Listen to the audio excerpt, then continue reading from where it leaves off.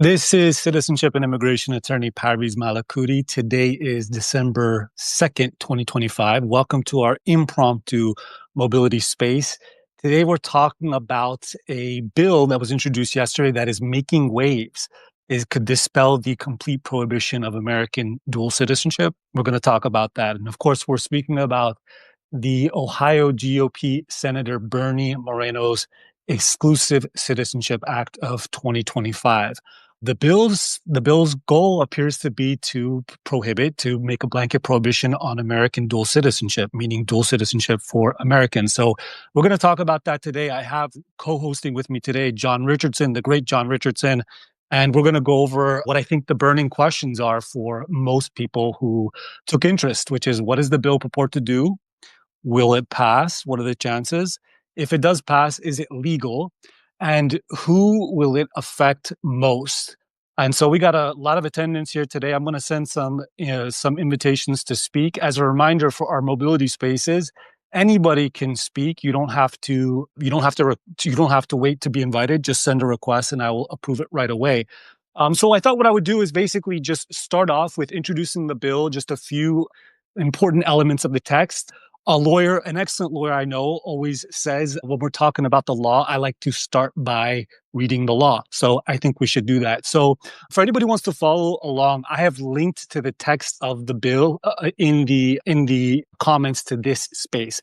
So this is the Exclusive Citizenship Act of 2025. That's the short title. And the second section basically says that to preserve the integrity of national citizenship, allegiance to the United States must be undivided. It is, and I'm going to skip, I'm not going to read all the way through, I'm going to skip, okay? It is in the national interest of the United States to ensure that United States citizenship is held exclusively.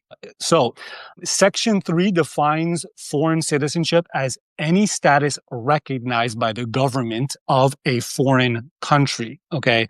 And I think that's interesting. We're going to talk about what the effects could possibly be of outsourcing a status to a foreign government that triggers the loss of U.S. citizenship.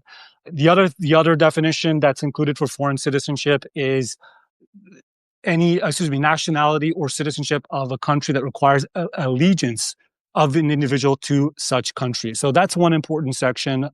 Another section is basically talks about, what happens, what does the person have to do, and so what it says in Section 4 is a few words about the automatic loss of citizenship after acquisition of foreign citizenship. So, Section 4 says a citizen of the United States who, after the date of the enactment of this act, voluntarily acquires foreign citizenship shall be deemed to have. And I lost my space here. Excuse me 1 second. I lost my space. Shall be deemed to have relinquished United States citizenship. So basically, the first part is the act says that after this, if this act were to become law, and just to be clear, it's not law yet, a U.S. citizen who naturalizes elsewhere would be deemed to have relinquished United States citizenship. Okay, so what about people who are already dual citizens, right? So the subsection C1 of Section 4 says dual citizens in general, not later than 1 year after the date of the enactment of this act, a citizen of the United States who also possesses foreign citizenship shall, and there's two options given. Okay, you got two options, fork in the road. A, submit to the Secretary of State, and that's the U.S. Secretary of State, a written renunciation of such foreign citizenship.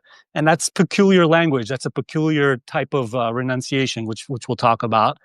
Or B, submit to the Secretary of Homeland Security a written renunciation of a United States citizenship, right? So one thing that I want to talk about and get the opinion of John and everybody else who'd like to participate is, what about this renunciation that says that you renounce your foreign citizenship by submitting renunciation to the U.S. Secretary of State? United States Secretary of State is not competent to rescind the citizenship of a foreign country. Only those foreign countries are competent to do so. So that's kind of strange. And I think I have a few theories about why that's there, what it means, and then also who it affects. I think as a result, this means that if this bill were to come into law, functionally, people who are already dual citizens are in much better shape than people who are American citizens and that would naturalize elsewhere, right? Because if this bill were to become law and then you're a United States citizen and then you naturalize elsewhere, the bill says that you automatically relinquish U.S. citizenship as a result. And the U.S. Secretary of State, the U.S. government does have competency, assuming that it was legal, but they would have competency to basically revoke your U.S. citizenship. Whereas if you're already a dual citizen, basically the ultimatum it gives, one of the two options is to give a piece of paper to the U.S. Secretary of State saying you renounce citizenship. That doesn't have effect in a foreign country absent some sort of enabling legislation in that foreign country. So I think that this position fundamentally puts, as a practical matter, people into two different categories in terms of how much it affects them. Those who would already be dual citizens when this bill is enacted. So that's one thing that I want to talk about, and I'll just stay with me. I'm just going to end my introduction here, then we're going to get into some open discussion and obviously hear what John has to say about this. And then the other thing is, excuse me, that's it. So that's it as far as the main points I want to go over on the text. Okay. What are the chances of this bill passing, especially given, the president, it's jokingly said that Donald Trump's favorite children are US citizens. And we know that there are multiple dual citizens in Congress, multiple dual citizens in the cabinet. What are the chances that such a bill could pass? If it does pass, does it and becomes law, would it survive 14th Amendment scrutiny? Would it survive, case law from Athlone v. Rusk and other cases that have come afterwards? And then I do want to get into functionally who this would affect, what types of downstream consequences that this would have. So there's a lot to discuss here. I just want to start off by saying that. And then I want to kick off my first question. We got Brent here as well. Brent, I'm sending you an invitation to speak.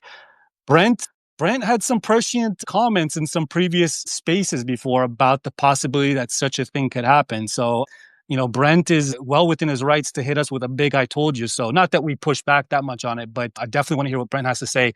First question to John, general question. What do you think about the bill?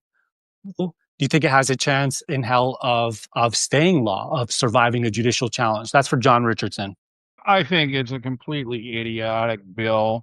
It's obviously framed from the perspective somebody who's completely US centric, has practically no consciousness of the rest of the world, quite possibly as a citizen of Colombia. Okay. I don't know how Colombian citizenship works, but as you pointed out time and time again, there are all kinds of people who are dual citizens and don't even know it. But, my sentiments aside, it's the bill is one thing. What's really, really dangerous, though, is we seem to be moving into an era of the weaponization of citizenship, the aggravation of the overall suspicion of everything that's foreign, et cetera. In many ways, this can be seen as, an extension of tariff policy and all the US tax rules that punish everything foreign. And it's also, strikes me as very much the kind of thinking that led to what's currently Section 349A of the Immigration Nationality Act. Back in the day, this idea of, who's a good American, who's not, this sort of stuff. So it's not like there's no historical precedent for this. In fact, this is completely consistent with the weaponization of U.S. citizenship through the history of the United States. I mean, one prism through which one could view American history is largely through, its attitude towards immigrants and citizenship and that sort of thing. But that said, will this go through? No, I don't think it will go through. I think on its face, it's so problematic for so many people that I don't think it has any real chance of going through today. But the problem is not today. The problem is that it's indicative of a certain attitude that may be shared by a number of people in Congress, which sort of, so it gets rejected today and, it gets discussed over a period of a few years. And then, somehow or other, this does become law. So I think it's important that, although on the one hand, I don't think that anything's going to come of it today, that people pay a great deal of attention to this and really explain this and think about it from all kinds of different dimensions. Specifically, those who understand the attack on all things foreign, people who live outside the country.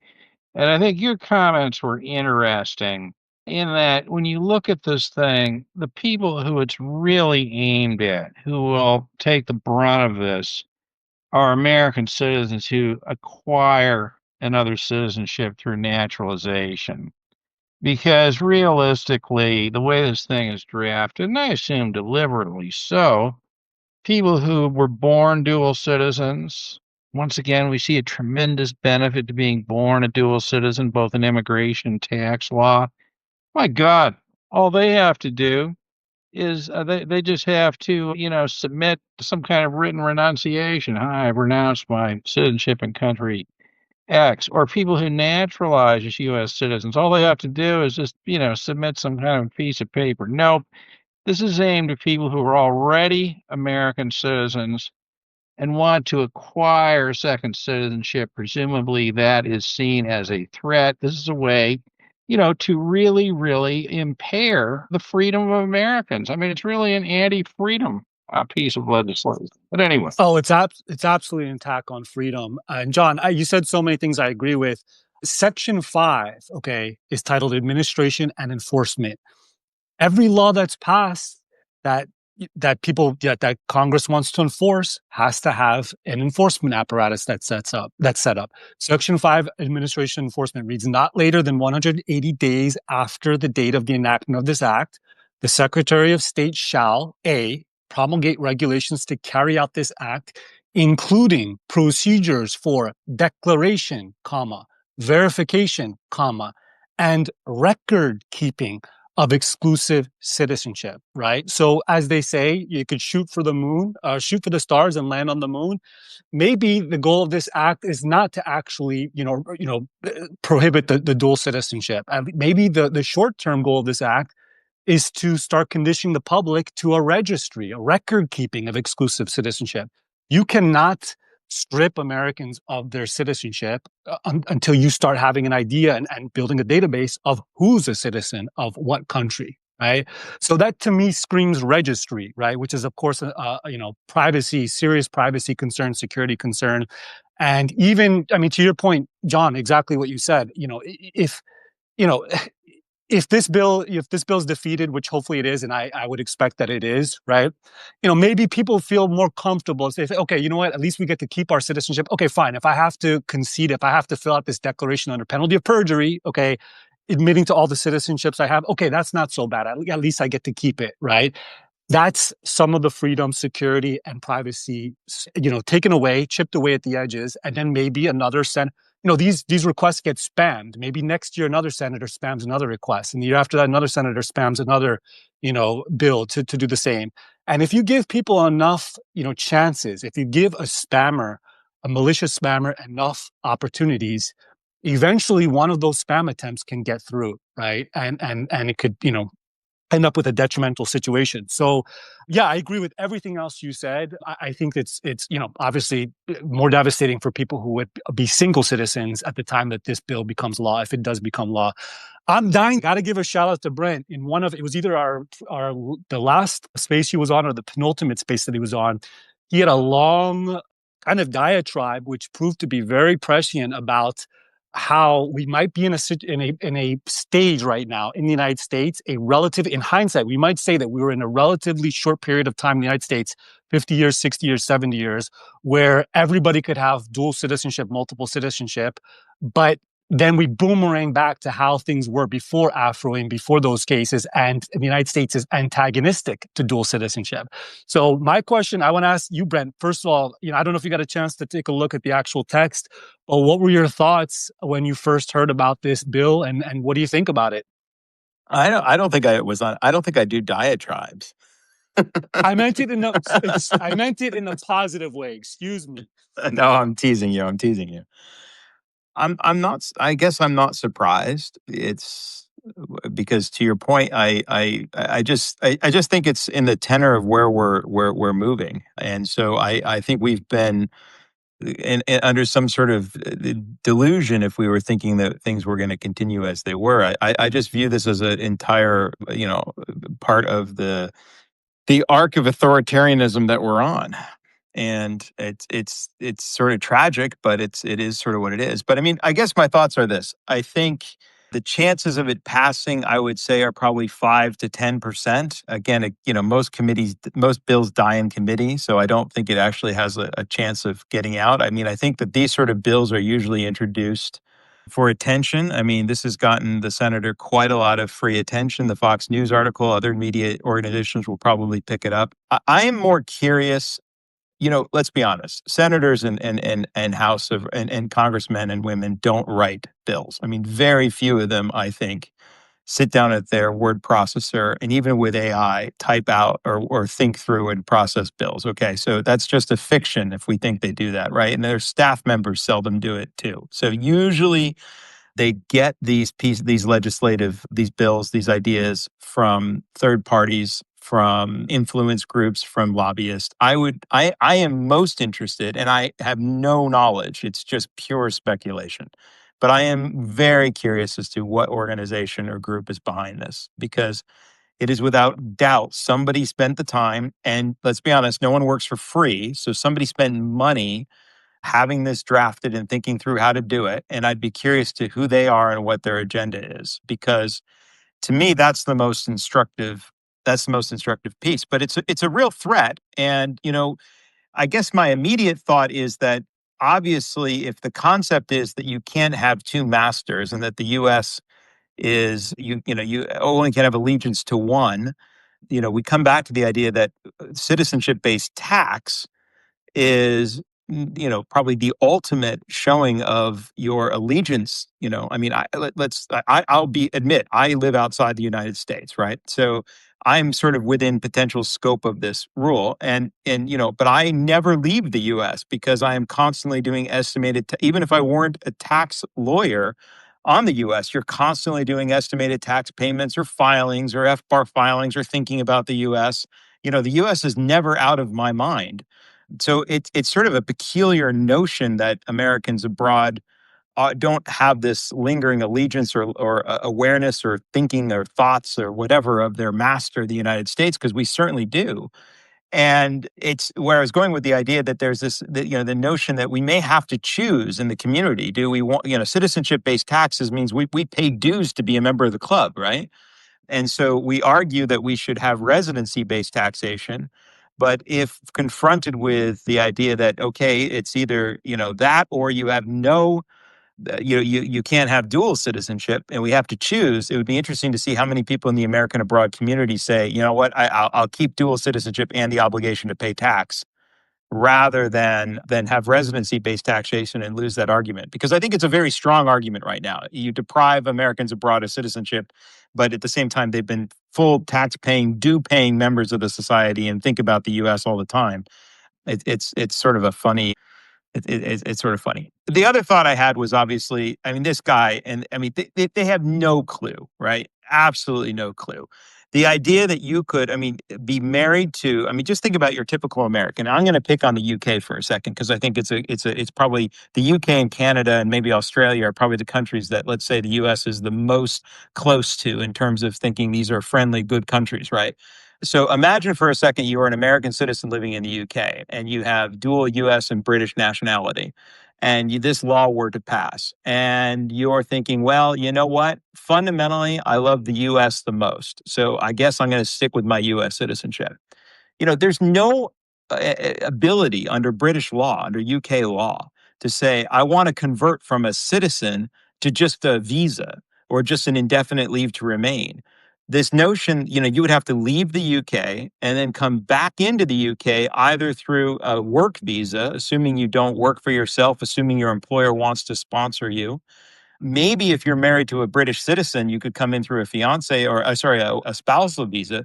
But unlike in the US, the UK doesn't have children being able to sponsor their parents. That's just not a visa category. That sort of notion of family-related immigration is a U.S. concept. In Europe, that's not the norm. So, you're basically with this law saying it's not only is your allegiance to the US or to the UK. This law is saying, are you going to give up your home, your job, your retirement savings, your children who may be living in the UK, your wife, assuming, I mean, maybe she's something other than British, maybe she's, I don't know, living there on an EU passport or whatever, grandfathered in. You're asking people to destroy their lives in order to what? Move back to the US? I suppose that's what he wants. It's either that or he's just not thinking about it. So it's just a silly, silly law that would impact millions and millions of Americans abroad in a way that is, in my mind, profoundly un-American. Particularly if you've been watching. Now I'm on a diatribe, by the way.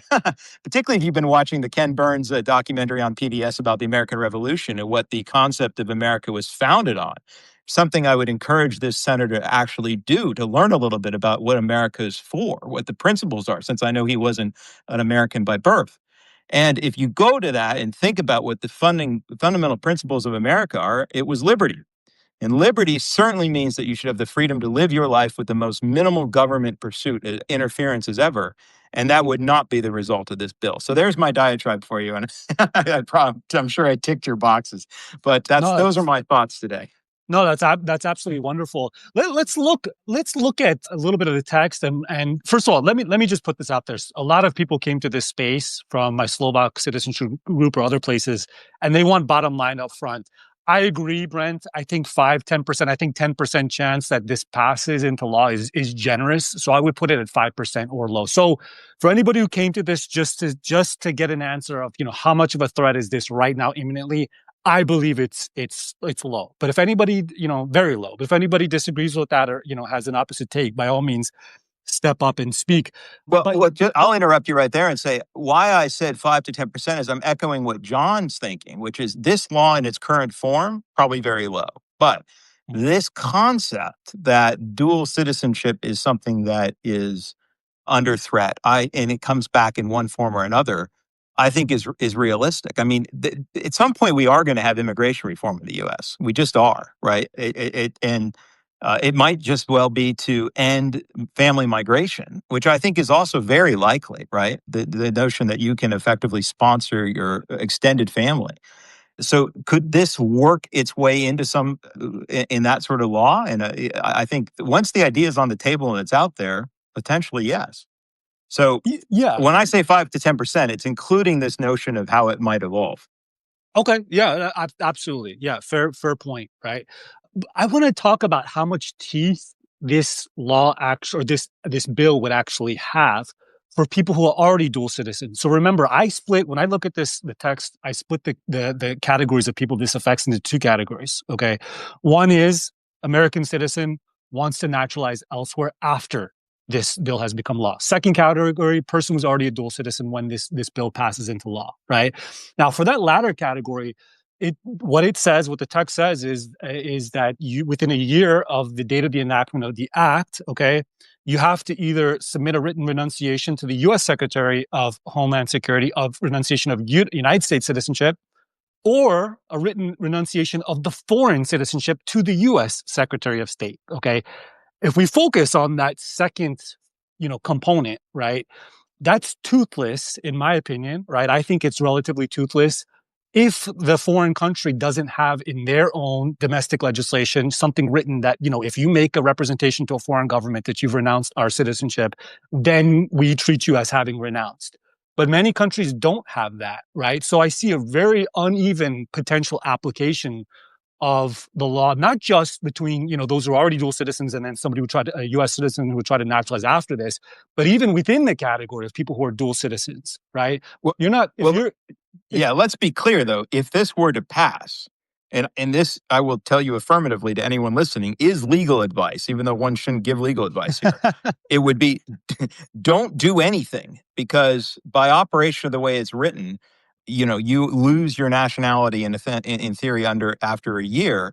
And the reason I say don't do anything is because your strongest legal argument, if you affirmatively take some action to renounce thinking, oh my gosh, this is past, I have to do something, I have to decide, Well, if when this gets challenged in court and were it to be overturned, had you done anything in the meantime, that could be potentially used against you. If you just sort of sit and do nothing, and then, in theory, under the law, you've suddenly lost your nationality, your citizenship because 12 months has expired and you've done nothing, that's a very different legal posture. So by no means should you actually, in my view, based, again, a cursory review of the law, if it were to come into as it's written, should you do a darn thing. And I mean, that's another piece. I mean, I think as it's drafted right now, the law is pretty blatantly unconstitutional based on current Supreme Court precedent. But I don't have any hope that the Supreme Court would rule, but would feel like it's bound by its precedent in reviewing this.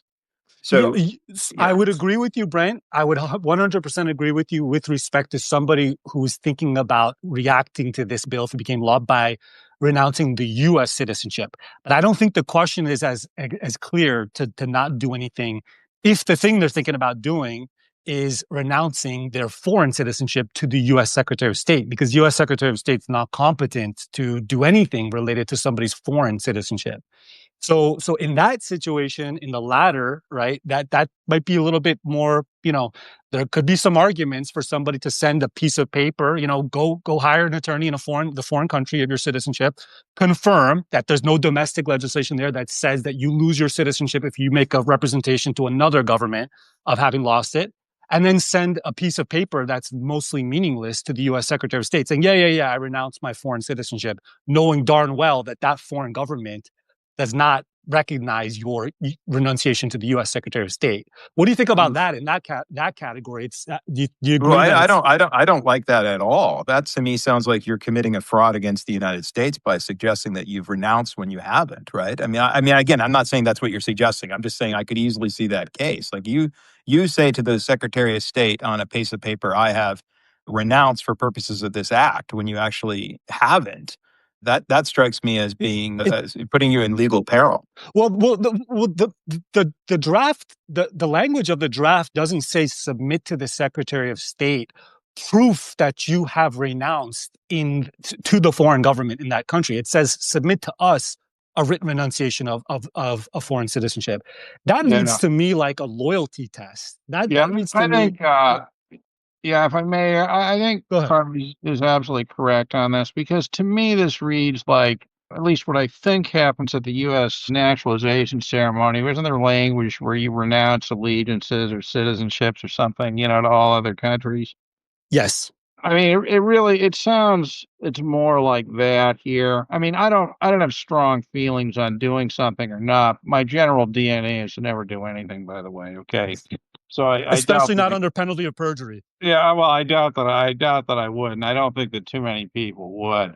But I think what's the most significant part of this legislation is what it does is it makes it, assuming this went through and were constitutional, makes it impossible for people to go out and get dual citizenship, which effectively makes it impossible for them to ever leave the United States. Essentially, it's just a way of putting up a border. That's it. Putting armed guards there, just like the Berlin Wall.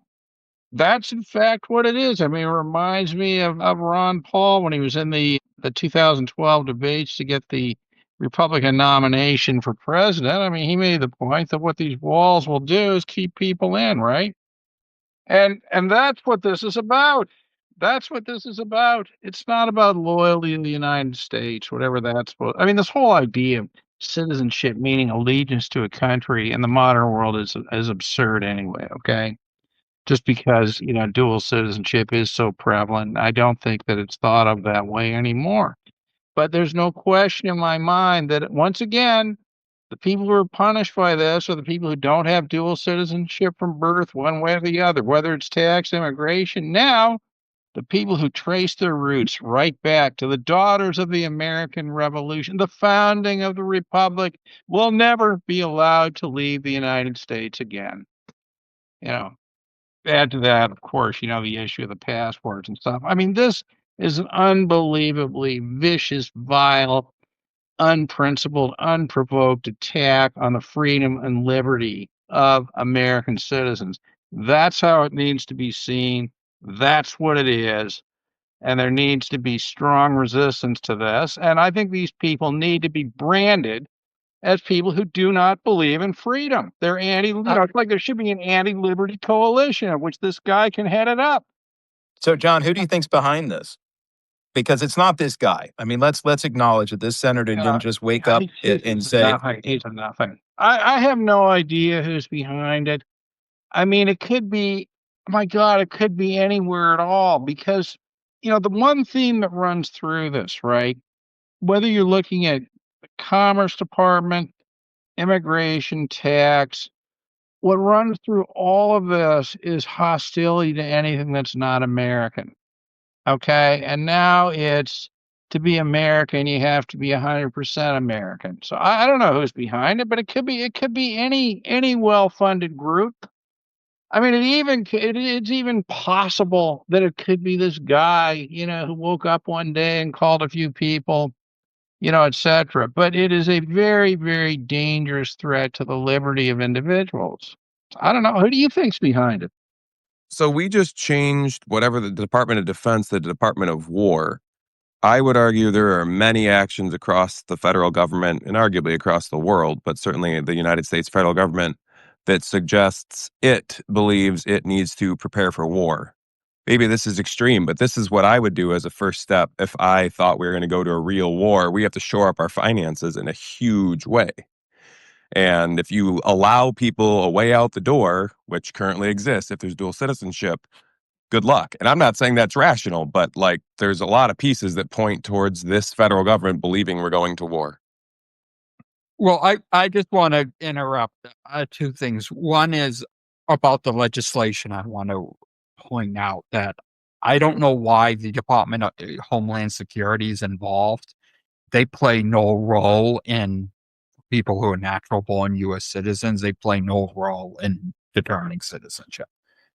It's the Secretary of State that issues passports and issues certificates of renunciation. So yes, the DHS does have a role in naturalization, but in terms of, relinquishment or renunciation, that is, I guess Congress can change that, but that is historically the role of the Secretary of State.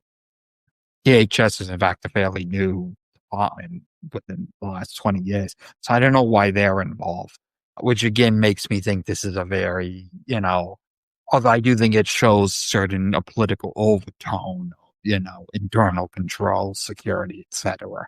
But in terms of how nationality law actually works in the present day, DHS has nothing to do with it. They do have with green card. People who give up their green cards, that does go through DHS, but not citizens.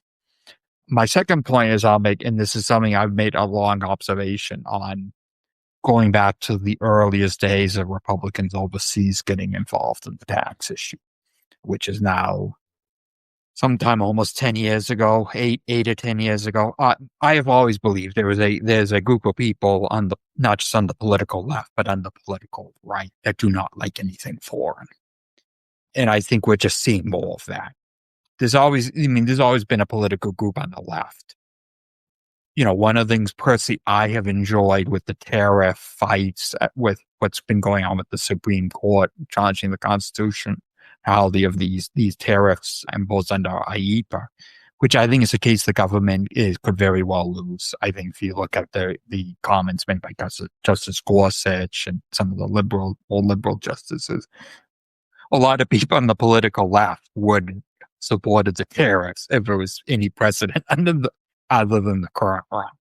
And a lot of, I'm not trying to use Ruben Aviona types out there on the political left are really being forced to eat a shit sandwich because they can't remain in good state. They have to oppose policies they would normally support because of the current precedent. They just can't be in good, standing on the political left and support anything he supports.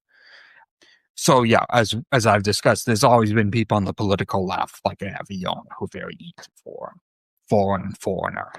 But there's always been people on the political right. And it's just those people have been a little more under the radar for those of us who have come of age of these issues and kind of the Obama and Trump first term kind of air. And I think we're going to see more hostility to anything foreign on the political right now. And just to keep that in mind, I'm not saying our Republicans overseas can't be a useful ally, but there are people in the Republican body that probably don't even think there should be a Republicans overseas. So just throwing that out there. Tim, that's a great observation about what seems like on its face, the strange inclusion of the DHS being involved specifically for submission of the written renunciation of U.S. citizenship. So just to reiterate, the act, the draft says, if you're renouncing the foreign citizenship, you submit the written renunciation to Secretary of State. If you're renouncing the U.S. citizenship, you submit to the Secretary of Homeland Security. And the first thing that came to my mind, and I don't have any additional context, but the first thing that came to my mind is what's under DHS?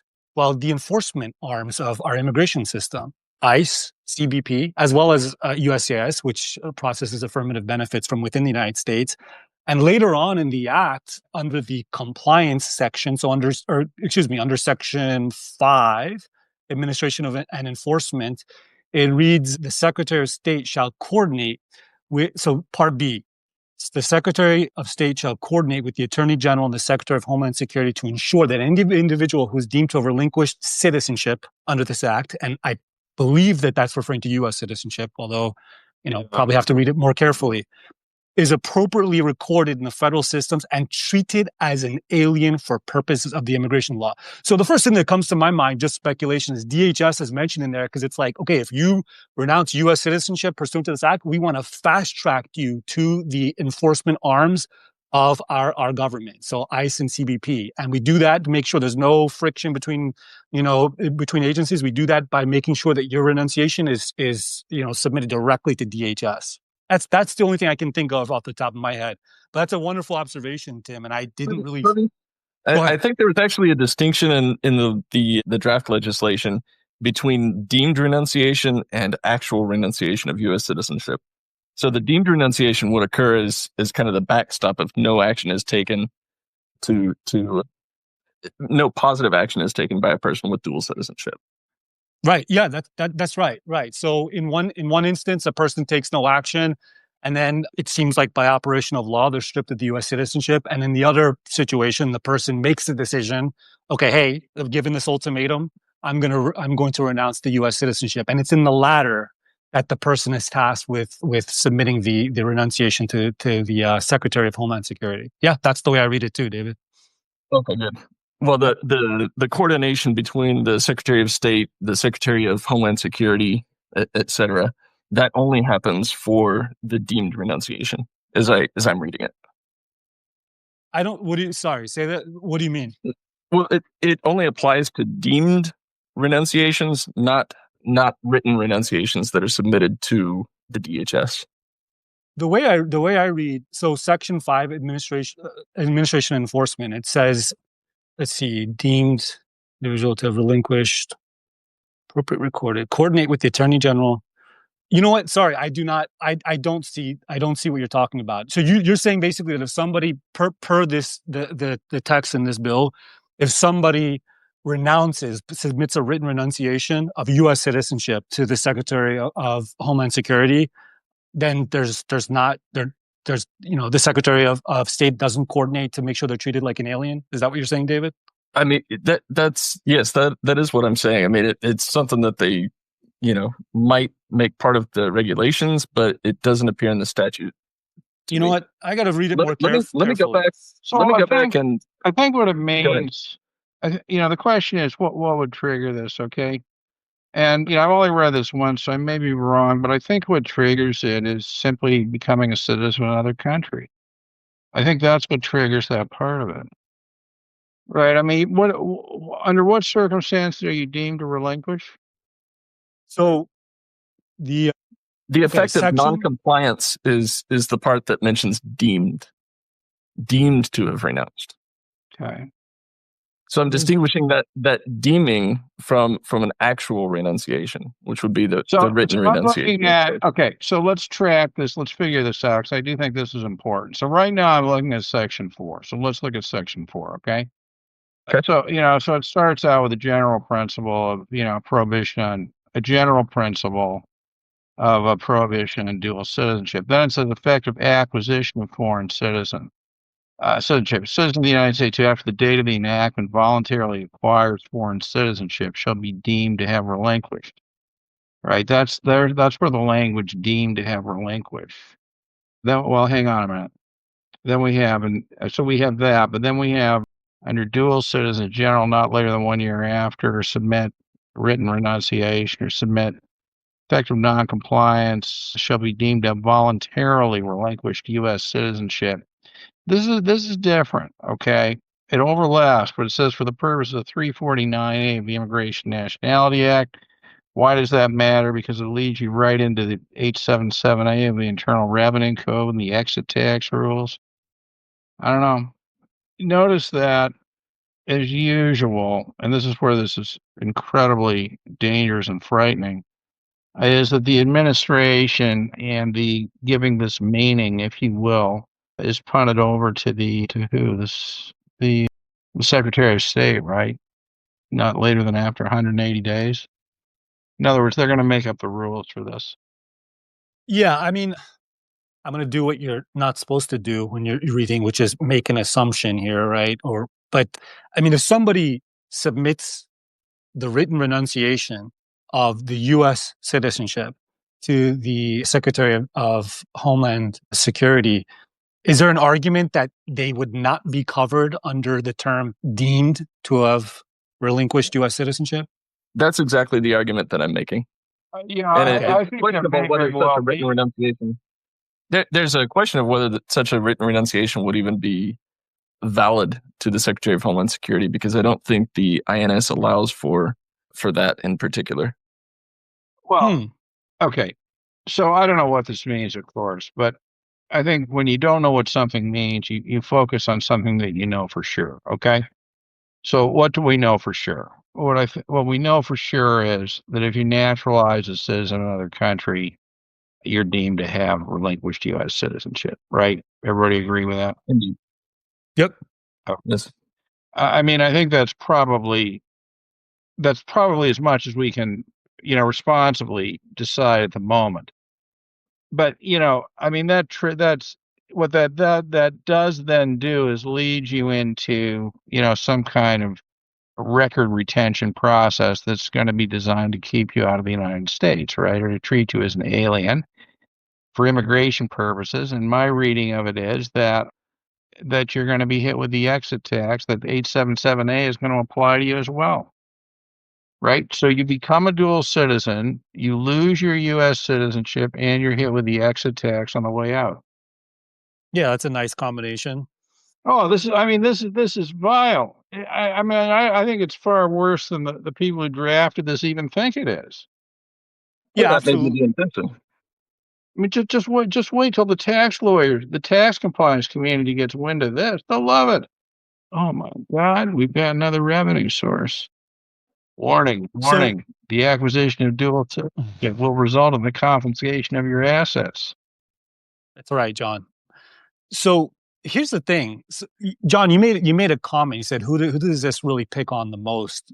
And you said people who don't have dual citizenship currently, right? And I agree. I think that's a group that's highly vulnerable under the act, right? So the U.S. citizen who's a single citizen at the time this act becomes law, and then voluntarily acquires foreign citizenship after the passage of the law. So that's one category.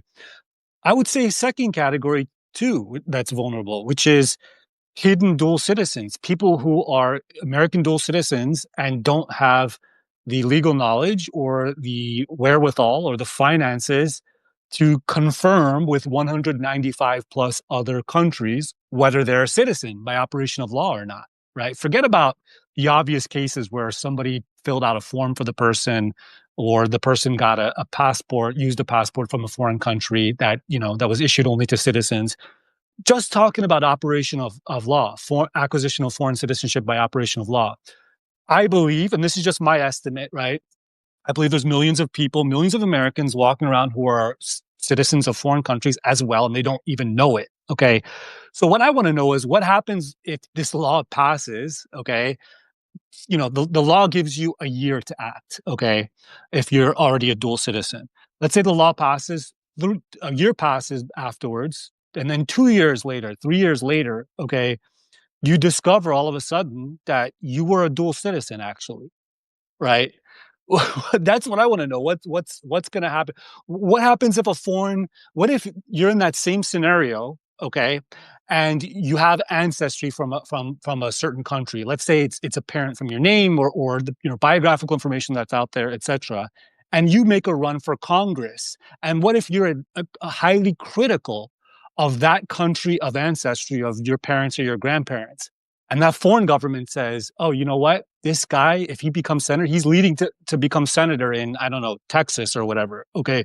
If he becomes senator, that's going to be really bad. He's going to get on the wrong committees. That's going to be really bad for us. Oh, we found out, oh, he's actually, by our domestic law, he's actually a citizen of our country. He's a dual citizen. What's going to happen then? I mean, it's going to be a shit show. And this all stems from one big problem, which is a legal trigger to domestic law of a foreign country. That's at base. Okay. I mean, there's a lot of problems here, but that's really the nefarious, pernicious, hidden bomb in legislation like this that says if you're dual citizen, okay, because people cannot control sometimes. If you naturalize, okay, maybe you had some control over being a dual citizen.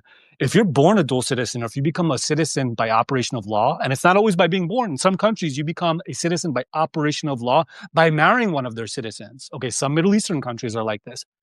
In that scenario, you didn't have a say necessarily, and you may not even know about it, right? And in fact, I don't think this is just theory. In fact, I believe there's millions of people walking around in the United States that have dual citizenship status that don't know about it.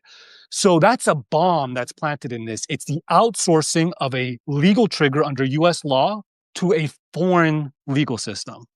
Well, this just goes to how poorly this thing is drafted. So, you're absolutely right, but let's just think about actually the child who's just born to two parents and is a dual citizen at birth, right? So the section 4A is saying an individual may not be a citizen or national of the United States while simultaneously possessing any other foreign citizenship. Okay, that's the blanket ban.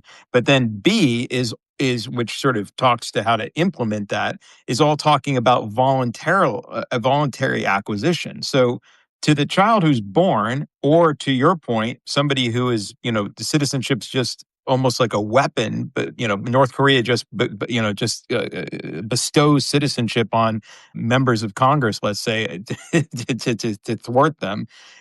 That's not a voluntary act, right? The act, it should have a part C here to discuss how this, it has a part C, but it's about something different, but about how this applies to people who involuntarily acquire it, like children, like infants. It's not well drafted. It's not well, thought out. The part C here is again talking about basically people who are dual citizens already. That's just, and again, in theory, if this ever saw the light of day, it would probably be done a little bit better, or there would be regulations that would make it clear. By the way, I do think we should say that, just to be clear, lots of countries around the world, very populous, big countries, India, Indonesia, Germany up until recently, and now it's back in the news about whether or not, lots of countries have said no dual citizenship. It's not a position that's entirely without precedent. It's just, what's shocking here is I think that the change for America, which has generally had a much more permissive view of this since the Supreme Court decisions. To be fair, Congress has been anti-dual citizenship for a long time, as we had a prior space about. But that's what's so shocking here. Yeah, I absolutely agree with you. There's other countries. I think there's about a third of the countries in the world that, at least on the books, prohibit dual citizenship. Totally agree with you. But I would say, or I would ask, is there any country that has such an ability and appetite to enforce laws on their citizens, especially extraterritorially, and capability to do so as the United States? And is there any country on earth whose Congress, whose laws are passed, affect other countries as much as the United States? So I think. Yeah, I agree. And I'd go one step further. I'd say, has there any other country on earth that's been making you pay dues and now is kicking you out if you are a dual citizen who's been living abroad? Absolutely. Which, So you know what this is know. going to do? As I listen to this discussion, you really the distinction that's being made is, the worst, the most vile carbon life forms on the planet are American citizens who go out and then subsequently get another citizenship. Somehow or other, okay, those who were born dual citizens, they won't be treated as harshly. We'll give them a little bit of a pass because that was conferred on them. And it's interesting. My mind goes back to what I think were the same debates that were going on passing the 1868 Expatriation Act, right? Which really at its core was the ability for foreigners to become U.S. citizens, even though they were citizens of other countries. This headed back to where we were in 1868. The other thing, to Parviz's point here, there's no question that this opens up the possibility of weaponizing citizenship in a way that we've never seen before. Any country, if were this to pass, could accuse somebody of being a citizen, and who knows what the implications of that could be. I mean, it will probably almost certainly mean that certain people can't run for Congress, etc. I mean, there's a very interesting case in Australia sometime in the last 10 years when, a political opponent of somebody found out that an elected representative was actually a Canadian citizen, because they've been born in Canada, even though they're Australian. And I mean, they were forced out. They were simply forced out because of that. So again, this does create the ability for other countries to significantly impact, the American political process, right? So, this is huge. This is huge. I'm not sure what the answer is, but it's a big, big problem. You know who should be concerned about this law passing? Yeah, yeah. Ted Cruz. I think Ted Cruz and our current U.S. Secretary of State. How about Marco Rubio? Well, how about Melania Trump, Barron Trump? I mean, the list goes on and on and on and on. Oh, here's one. This back in the expatriation discussions, there's this particularly nasty guy named Max Backus, okay, a Democrat. He was a senator. And, he was very, very hostile, to anything foreign. Very, very hostile. What I was reading, admittedly, this is a Wikipedia article, but years later I read a Wikipedia article. This guy's a Canadian citizen. He's a dual citizen. Okay, so the guy who introduced the bill, Bernie Moreno, he was born in Colombia. He's a Colombian. I don't know if he's renounced his citizenship of Colombia yet, but if he hasn't, then he would be affected by his own legislation. Well, if he is a citizen of Colombia, but I mean, this is the point. There's all kinds of people out there who, are, I think, legally dual citizens. They may not have a passport, right? Because, as Parviz always makes the point, people confuse the passport with the citizenship, right? But, many of them are dual citizens and they don't know it at all. So what happens? I mean, maybe the Trump administration can build a special prison for dual citizens. What do you think? Sounds like we're on the way. What? Sounds like we're on the way. Special prison, 100%. Yeah, for dual citizens. Presumptive disloyalty. I mean, if loyalty even has anything to do with this. I mean, another dimension to this that we haven't even talked about is what a bill like this assumes about the meaning of citizenship, right? And what I think it assumes is that, I keep going back to this point, that citizens are the property of the government, that they're legitimate instruments of the foreign policy of a country. Go back to the Bobby Fischer thing. What did that? Yeah. And for that, he gets in all kinds of problems with the U.S. government that eventually resulted in his having to renounce U.S. citizenship.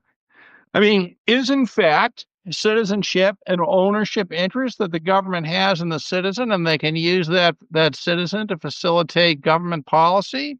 I think that this bill does reflect that idea. Yeah, absolutely, 100%. And we kind of gave that short shrift, but you're absolutely right. I mean, even from kind of the first lines in the bill, it kind of implies that ownership interest. I want to plug John Richardson's article. It's called "Thoughts on Ohio Senator Moreno's Exclusive Citizenship Act of 2025." I've linked it under this space. And he goes over some of the things he said, as well as some other topics, subtopics, which we probably won't be able to get to in detail today. So make sure anybody who's interested, anybody who's an American citizen, American dual citizen, make sure to check out John's article. John, you touched on the effect on 877A. I just want to give you an opportunity to just go into that a little bit more before we end the space. So basically, the bottom line is you see a forced revocation of citizenship under this act as having no different effect, under the tax code, meaning it would be a deemed relinquishment such that it triggers the exit tax. Is that correct? I think it can be legitimately argued to do that. Okay, I think it can be legitimately argued. It's far too early in the game, but this is category 9 of the post that I wrote. The effect on Internal Revenue Code 877A with the exit tax be payable. And in the Moreno bill, they use the language deemed to have relinquished United States citizenship. And then we go down to 877A, and they say the term expatriate means the United States citizen who relinquishes his citizenship. I don't know. I mean, I could easily see how somebody could argue that the deemed relinquishment is the same as a relinquishment. I don't even think that's hard, John. I think that's the default. I don't see how you argue the other way around. Well, the way you argue the other way around is that, so we start with Section 3, or hang on, where do we start? We start with the definition of expatriate, somebody relinquishes citizenship, but then we get down to 4, where they talk about relinquishment of citizenship. They seem to tie it to specific events in 349A. I don't know. Okay. I'm not 100% sure, but I think that the starting point is that this can easily apply. And, I mean, that would be Brent, maybe we can do a separate space on that particular topic and flesh this out a little bit. But I think that there's a serious, serious risk here. I have no doubt that the Treasury Department would take the position it does. Okay. Yeah, so we're at an hour here. I wanted to make this a short one. So I just wanted to just get a few last thoughts out there. And then basically here give anybody else an opportunity to add anything else they want before we wrap up. But here's my thoughts. Okay, so I reiterate, I think that this act in its current form has a relatively low chance, very low chance actually, of passing, but it's scary in that it's indicative of where a lot of the discourse is going. One thing I wanted to mention that I forgot is, so Tucker Carlson, who's obviously a super media star on the right now, he's been making a lot of statements in recent months antagonistic to dual citizenship on 2 levels. One, talking about dual citizens in Congress and that we shouldn't have them. And that's a separate issue, although related. And then secondly, even more broadly, attacking the idea that there should be any American that's a dual citizen. I think that, I think Moreno and maybe some other people are trying to kind of ride a little bit on those coattails. And I mean, this is obviously, possibly a topic for another space, but it seems like there's a split now on the right. MAGA's kind of splitting, and now there's kind of like this America First faction that's all about kind of nationalism, isolationism, anti-dual citizenship. And the Tucker Carlson seems to have a voice with that crowd. And I feel like a lot of politicians and kind of pundits are trying to pander to that crowd. So that's one thing. Going back to the concept of shoot for the stars, land on the moon. 2 things that I'm concerned about. One is conditioning the American public to be open to the idea of a registry. Right? We don't have any current registry now. If you're dual, you can have 50 citizenships and exercise all of them, and you do not have to affirmatively register with the United States government. Parviz, go ahead. Russia does have a requirement to register multiple citizenships. That's right. And they've had a few high-profile arrests in the last few years of American Russian citizens. And, I don't know if it was just a pretext, but the reason they gave for the people being arrested was that they didn't properly register the dual citizenship. But in the United States, we don't have that currently. And I think that this type of bills with that language could condition the public to start being open to that, right? So that's one thing that it concerns me. And then secondly, doesn't concern me as much, although I prefer for it not to be the case. I think introductions of bills like this make it a lot more palatable for people to say, okay, well, at least if you're running for this office, that office, boom, boom, boom, you should have to, concede that you're a multiple citizen. So those are, that's kind of what I think about it. As far as the senator who introduced it, any senator who introduces a bill like this is just hates the U.S. Constitution, in my opinion, hates U.S. freedom, hates the ability of a U.S. person to get out from under tyrannical government, because dual citizenship, in my opinion, is the greatest single tool on an individual level, not societal, but on an individual level for a person to be able to escape tyrannical government. Dual citizens have immediate highest right of entry in 2 or more countries.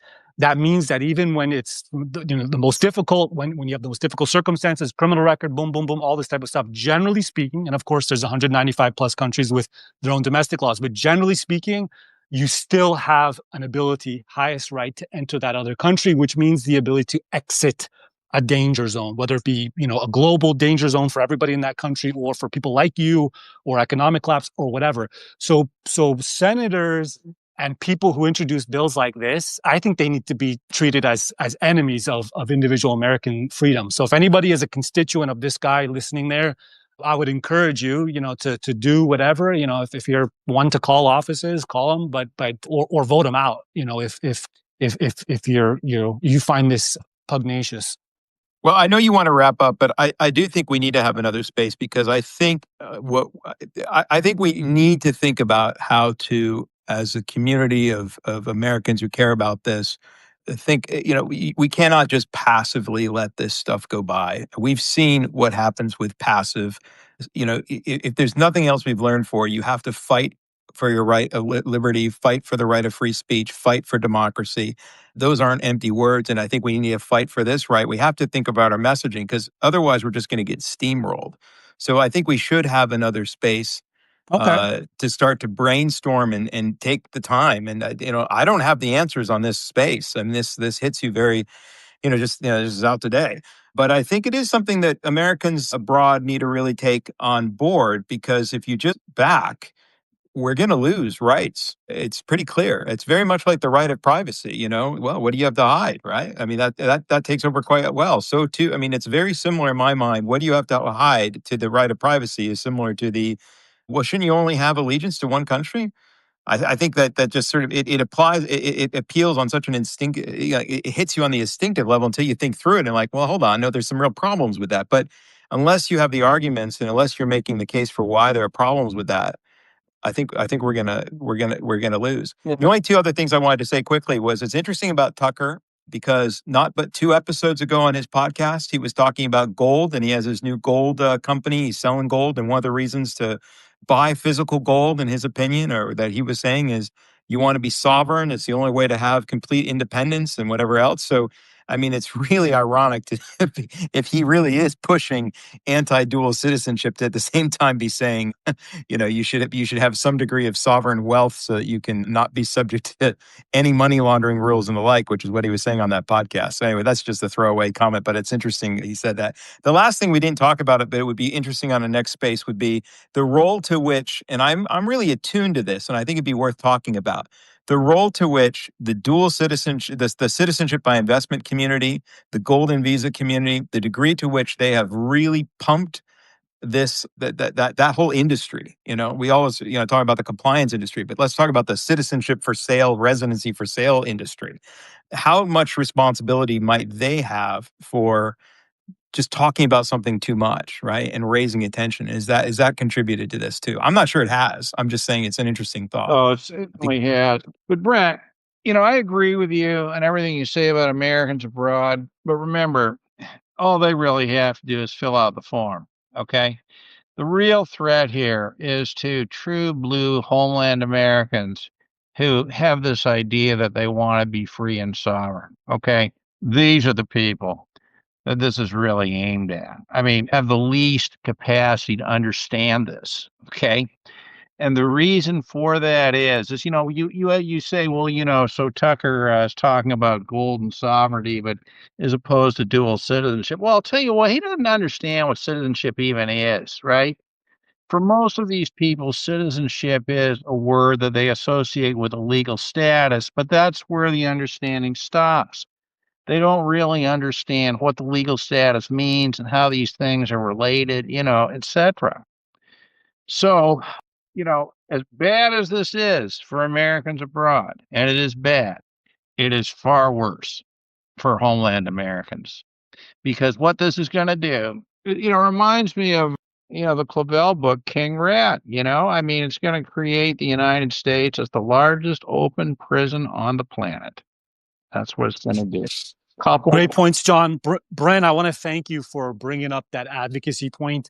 And I am going to have another space. You inspired me. You made all the great points. So we got to have another space to talk about, what the response should be to these types of attempted infringements. Okay, so does anybody else want to add anything else? John and Brent and I kind of dominated the discussion. Normally we have other great contributors here like Patrick, David, Jay, and others. Tim, by the way, thank you, Tim, as well. Anybody else want to add any final thoughts before we wrap this one up? And then I will pick a date for the second space. This is supposed to be an impromptu space. I was supposed to be on vacation from spaces until January, but I just can't help myself. I got dragged back. I love this type of stuff. So there's an IRS medic discussion on this tomorrow at 7:30 Eastern, if anybody's interested. Yes.